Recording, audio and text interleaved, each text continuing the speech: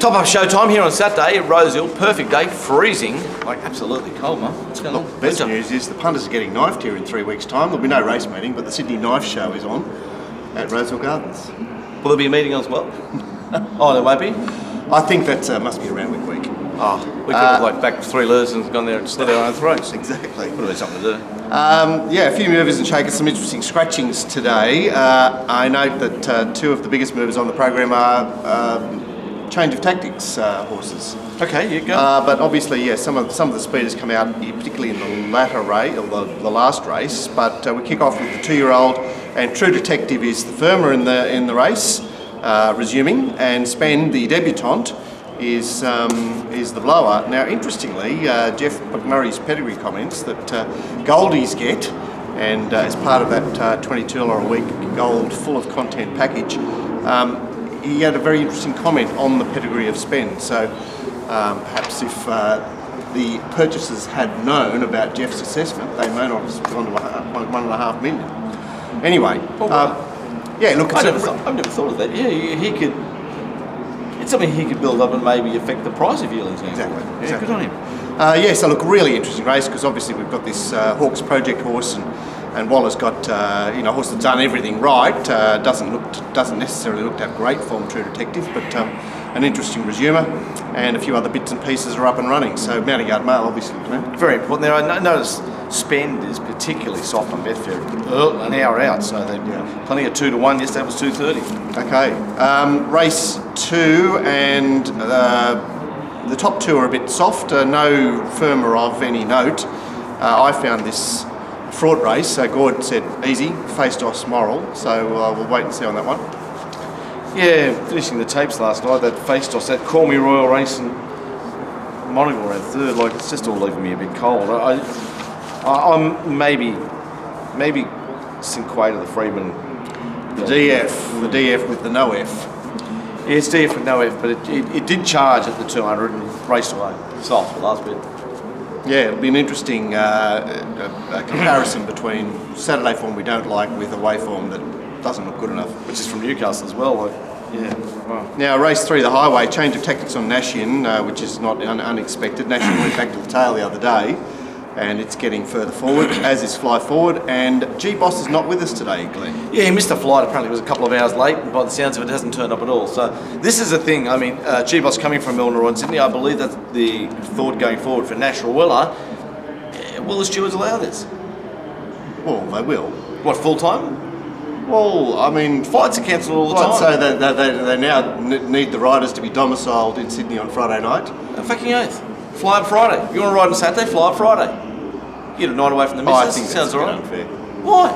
I think it's fine. Like if you break down coming to the races and you can't get here, but your cars don't break down all the time. Flights are cancelled all the time, and knowing Bossy's probably come up Tiger Air or something. It's tight as a fish's ass, they tell me. Okay, in this Highway, obviously Nashian I mentioned is firmer. Esther's Rose and My Blue Jeans has been trickling in ever since the decision not to go to Goulburn yesterday. Galapagos, the softest one in the race. I thought there was 5 chances, Glenn, but a race that wasn't that obvious. A tricky event. Finishing my tapes this morning, in my head I remember Gumshoe winning and Nashian making all that ground, but gee, Gumshoe was held up for 150. Yeah, I know. It was a better win than it looked. There's more merit, and in fact, it's like. I was keen on Nashian yesterday because I thought this will beat Gumshoe, but I'm a Gumshoe man. If he gets in there, I'm interested in it. It'll win again. Okay, on top for me as well, the Gumshoe, but as I say, 5 chances I found. The 2,000 metre race, so Waking Moment continues to firm and Primitivo continues to blow. Isn't it funny on Fridays how we find these horses, Mark? I find them, you find them, Gord finds them, and then by the time Saturday comes around 30 hours later, they're my worst way in the race because you think, gee, I like Waking Moment tomorrow at $5, and then I get out here and they take $2.90 and I do my balls on them. Yeah, of course. How mad a game is it? It is crazy. It is crazy. It's D-Day for Waking Moment today, 1 from 20, and as Gord says, as far as he's concerned, she's none from 2.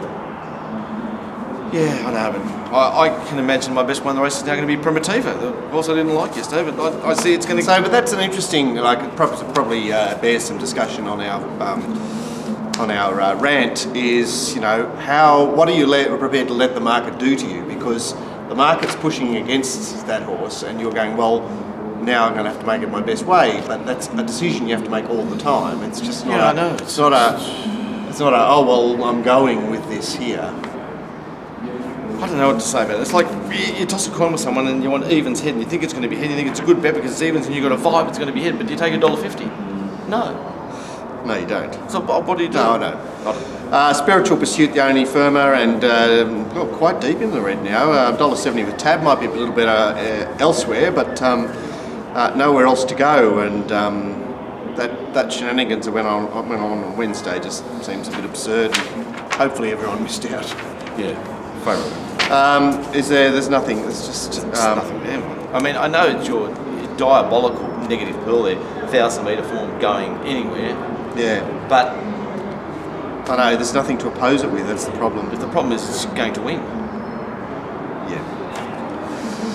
Okay. Race 6.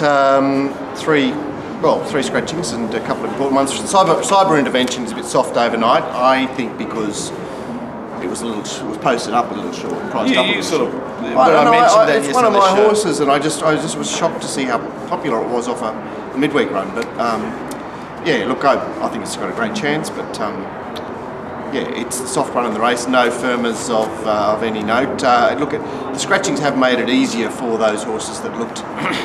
I speak of Fuel and Love Shack Baby and even sort of Mapmaker. It's not as bad for them now because there's actually 3 bits of pace come out. Yeah. Race the feature and Eckstein's on the blow. Cradle Mountain, your horse of yesterday, Glenn, has been a significant firmer and looks to find the bunny today. It'll be interesting to see how the bunny's working for the leaders because the wind is not too bad at the moment, but it's supposed to get up a bit, and I thought that even though I love leaders, I was worried about leaders today.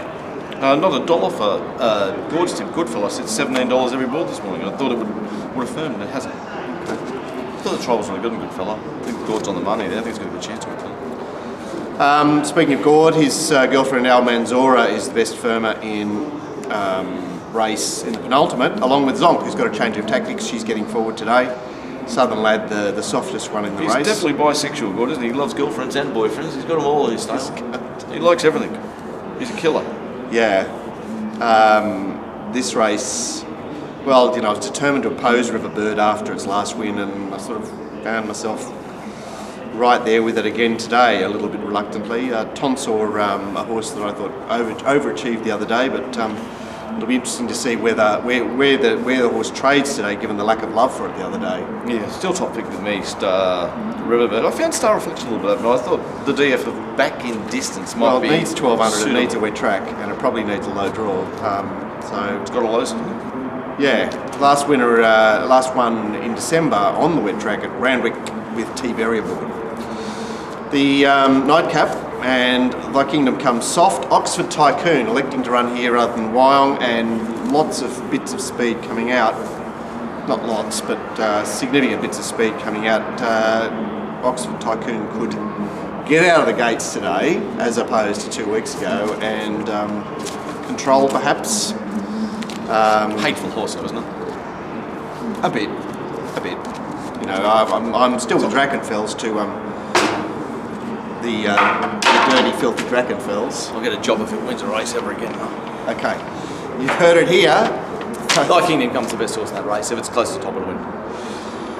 Okay, come and join us if you haven't already. 3 shows a week, plus lots of content for every Sydney Metro meeting. You get Jeff's pedigree sets for his 2-year-olds, and watch this space. $22 a week. First 2 weeks are always free, so you're mad not to have a try. Come and sign in for 2 weeks, cancel, sign in again, see how long you can do it for. There's a million of you out there that try good things, and I'm proud of every one of you. All right, we'll see you soon.